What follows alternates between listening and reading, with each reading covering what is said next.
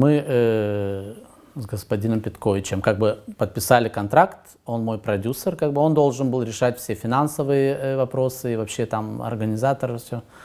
Но именно Чадырлунская примария обещала мне выплатить 3000 лей, как бы вот. И на официальном сайте у них тоже это все есть записано там. Но пока этих денег все мне обещают, но я еще не получил эти деньги. Вот.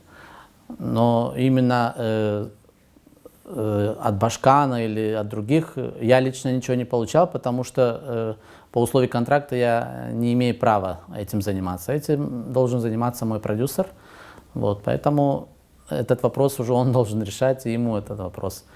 Да. Вот, мне лично обидно немножко то, что вот мы приехали с Тюрквизиона, и нас ни Башкан, ни Примар даже не поздравили. Это очень обидно, потому что все-таки это вклад в культуру Гагаузии. Мы заявили о себе, и наконец-то мы и в финале, и место заняли. Я считаю, что это не должно было так вот обойти стороной. Вот. Поэтому не знаю, кто в этом виноват. Может быть, они не были осведомлены. Не знаю. Но вот хотелось бы, чтобы так было, потому что это нас окрыляет артистов.